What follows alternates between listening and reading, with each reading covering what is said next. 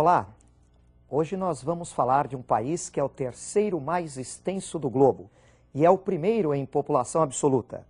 Sua população atualmente está em torno de 1 bilhão e 300 milhões de habitantes. É um país localizado no leste da Ásia. Hoje nós vamos falar da China. Inicialmente vamos conhecer as características físicas desse país. Para você acompanhar as características físicas, observe comigo o mapa em sua tela. Inicialmente vamos conhecer o relevo da China. Na China, na porção sudoeste, encontramos uma cordilheira, que é a Cordilheira do Himalaia.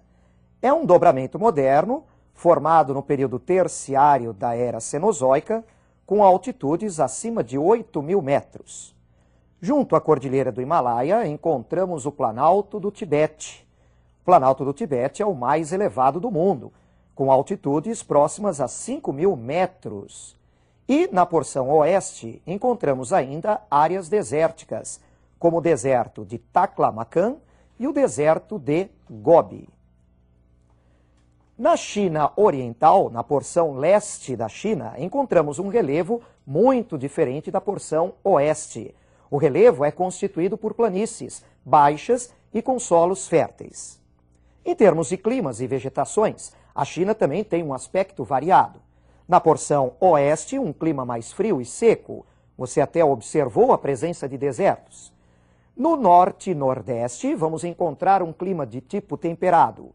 E no leste e sudeste, clima de monções. Continue conhecendo comigo mais algumas características físicas da China a partir do próximo mapa. Observe em sua tela. Agora nós vamos conhecer a rede hidrográfica da China. Na porção oeste, onde predominam climas mais frios e secos, os rios são, em grande parte, intermitentes. Do centro para o leste, vamos encontrar os principais rios da China. Por exemplo, o rio Huanghe, ou amarelo. O rio Yangtze, ou azul, que é o mais extenso da China. E o rio Siqiang, ou das pérolas, na porção sudeste. Podemos observar também neste mapa a ocorrência dos ventos de monções a partir do leste.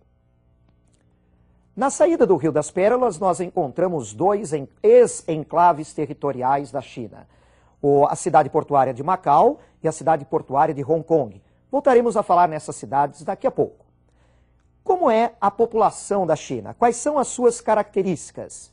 Eu já falei no início desta aula que a China possui uma população de 1 bilhão e 300 milhões de habitantes. Isso significa, em um único país, 20% da população mundial. É uma população mal distribuída geograficamente em seu território. Na porção oeste, onde o quadro natural é ruim para a presença humana, nós vamos encontrar apenas 10% da população chinesa.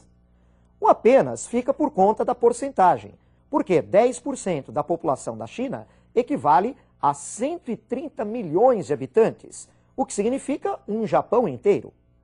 No lado direito, no lado leste da China, vamos encontrar 90% de sua população, o que equivale a 9 vezes a população do Japão. É o maior formigueiro humano do planeta.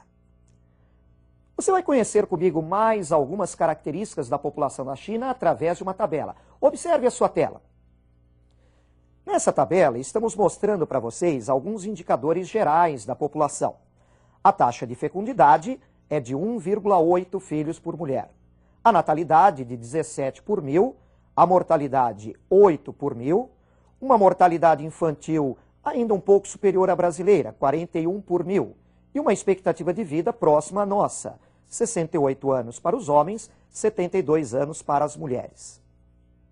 A China vem alterando esses indicadores pouco a pouco. O governo chinês estimula um controle da natalidade. É uma preocupação muito grande deste governo reduzir o crescimento populacional e, se possível, reduzir até o total da população. Vamos conhecer mais um pouco algumas características da população da China?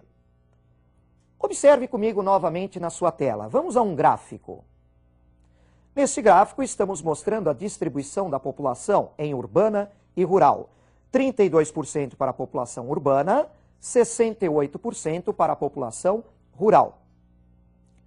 Esses valores, esses percentuais, também estão se alterando pouco a pouco. Na China já se observa um processo de êxodo rural. O governo chinês vem fazendo reformas em sua economia, especialmente no leste do território. E isso tem provocado um deslocamento da população do campo para a cidade, o êxodo rural. Vamos a mais um gráfico sobre a população da China? Observe. Agora nós estamos observando a composição étnica desse país. 92% dos chineses pertencem à dinastia Han, 8% a outras etnias. Novamente um alerta quanto às porcentagens da população chinesa. Esses 8% podem lhe parecer muito pouco, mas 8% do total da população da China vai equivaler a praticamente 3 vezes a população da Argentina. São minorias étnicas, como os mongóis, tibetanos, manchus e outras. Vamos agora a mais um gráfico. Observe novamente a tela. Temos aí a composição etária da população chinesa. 25,8% de sua população tem entre 0 e 14 anos. 67,6%, maior percentual, de 15 a 64 anos. E apenas 6,6% com mais de 64 anos. A população idosa na China ainda tem um percentual reduzido, assim como no Brasil. Mas tanto no nosso caso quanto no da China, a redução do crescimento da população e o aumento da expectativa de vida vem, pouco a pouco, alterando esses percentuais, com um aumento do percentual de adultos e idosos. Vamos agora a mais um gráfico, observe novamente a tela.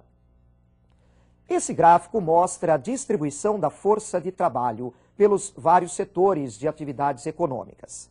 Nós podemos observar na China 70,9% da força de trabalho no setor primário, 15,8% no setor secundário, o setor da indústria, e apenas 13,3% no setor terciário.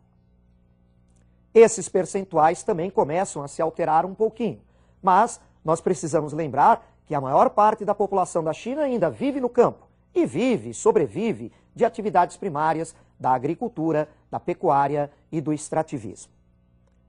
Vamos agora a mais um gráfico, observe comigo. Este gráfico mostra a distribuição por setores da economia no produto interno bruto desse país. Você pode observar 19% do PIB vindo do setor primário, 49% do secundário e 32% do terciário. Perceba, portanto, que apesar da maior parte da população da China estar no campo e trabalhar no setor primário, a maior parte do seu produto interno bruto já é do setor industrial. Isso está ligado às reformas econômicas da China. Vamos então conhecer um pouco da economia desse país. Um país que vem se tornando cada vez mais importante no cenário econômico internacional. Mas é um país de uma realidade complexa. Nós vamos observar no mapa da China as várias regiões geoeconômicas desse país. Acompanhe comigo então uma descrição das atividades econômicas na China através do seu mapa. Nesse mapa nós podemos observar em primeiro lugar a região do Tibete, no sudoeste do território chinês. Essa região do Tibete tem uma economia muito simples. A atividade tradicional aí é a pecuária nômade. Numa segunda região, podemos observar o Xinjiang, na sua porção noroeste. Apesar do domínio do deserto de Taklamakan, é uma região relativamente importante. Aí nós encontramos atividades de extrativismo de petróleo. A China tem uma boa produção de petróleo. Nós encontramos também a prática de uma agricultura irrigada, destaque, por exemplo, para o algodão, e a concentração de indústrias estratégicas para o país. Por exemplo, o setor bélico. Uma outra região que podemos observar no mapa é a Mongólia Interior. É uma das áreas mais vazias da China, uma densidade demográfica muito baixa. Aí nós encontramos a agricultura irrigada, aproveitando a água do Rio Amarelo. A região da Manchúria, no norte e nordeste, é uma das mais importantes da China. Nessa região encontramos solos férteis que permitem uma grande produção na agropecuária. Um subsolo rico em minérios, ferro, manganês, carvão, tungstênio, antimônio e por isso uma grande concentração de indústrias de base. E as planícies chinesas, no leste e sudeste, uma das áreas de maior concentração populacional da China. Nessa área das planícies chinesas, nós também encontramos solos férteis que permitem importante produção na agropecuária. Grande destaque para o arroz, para a produção do chá, a moreira, criação do bicho da seda. Em virtude da grande concentração populacional, nós vamos encontrar aí muitas indústrias de bens de consumo duráveis e não duráveis. E ainda no leste da China estão alguns dos principais centros industriais de formação mais recente desse país. Acompanhe comigo novamente o mapa político da China. Nós vamos destacar agora para vocês, neste mapa político, algumas cidades importantes que vocês observam e especial destaque para as cidades de Macau, Hong Kong e para a ilha de Taiwan. Muito bem, Macau e Hong Kong foram possessões estrangeiras na China. Macau fez parte do Império Colonial Português. Já foi devolvido à China em 1999. Hong Kong, durante muito tempo, esteve sob domínio britânico. Foi devolvido à China em 1º de julho de 97. Lembrando que Hong Kong é um tigre asiático. E permanece um grande problema para a China. Taiwan, que se desligou da China após a Revolução Socialista de 1949. O governo chinês tem feito esforços para recuperar o controle sobre Taiwan. Agora, vamos a um pequeno exercício muito simples sobre esse país. Acompanhe comigo, você vai marcar verdadeiro ou falso nessas afirmativas. Vamos à primeira? É o terceiro país mais extenso do globo e o primeiro em população absoluta. Essa afirmativa é verdadeira. Você viu durante essa aula o total de habitantes da China e eu lhe falei que ele é o terceiro mais extenso do globo. Vamos agora à segunda afirmativa. O quadro natural, em sua porção leste, favorece a concentração populacional. Pense. Essa afirmativa é verdadeira também. O relevo, o clima, os tipos de solos férteis, os rios mais importantes favorecem aí a concentração populacional. Vamos agora à terceira afirmativa.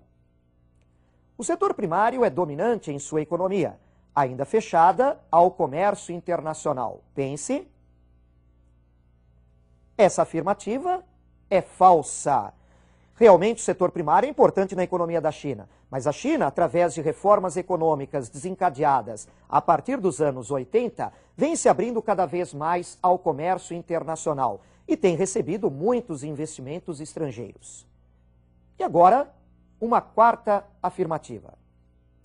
Já reincorporou Taiwan após um acordo com o Reino Unido. Pense. Essa alternativa é falsa. O que a China reincorporou foi Hong Kong após um acordo com o Reino Unido. E assim, chegamos ao final dessa aula de China. Eu te encontro na nossa próxima aula. Um abraço e até mais.